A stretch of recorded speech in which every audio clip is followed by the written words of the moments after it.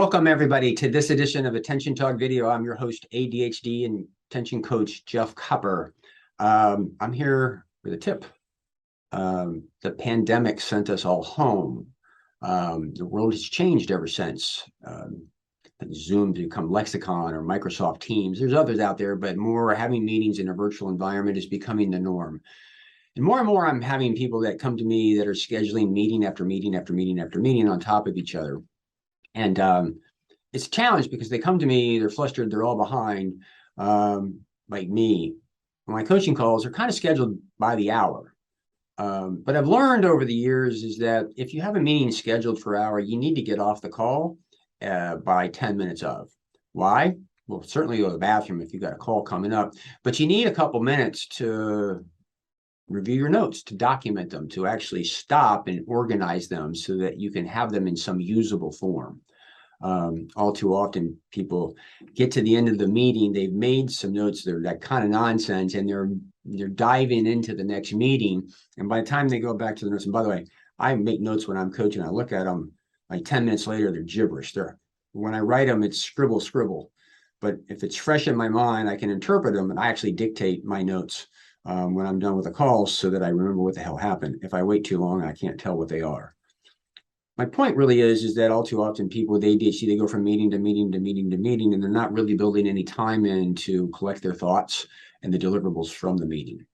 And I would encourage you to do this. Sometimes that's going to be hard, but you got to advocate for yourself. Like, nope, I got a hard cap at 10 minutes up, I got to get off. Or if it's a call, every half hour, you need to advocate for that time.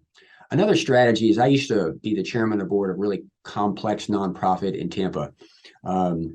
And we had like 8 different operating divisions. I won't go into the detail of it, but I would get in the end of a meeting and I would say, okay, everybody, let's review the deliverables that we've all agreed to. And I would involve everybody collectively, and we would all write them down. So number one, we talked out loud to determine what the deliverables and action items are. We all wrote them down, so we actually had the same list, and I used them to participate so I could get my own list together. The point of all this stuff is if you don't make time to capture your thoughts at the end of a meeting and spend some time, you're going to find that trying to figure out what the hell happened down the road is going to be horrifically difficult. In fact, so hard that you probably won't do it. And it's worth taking 5 or 10 minutes to do that.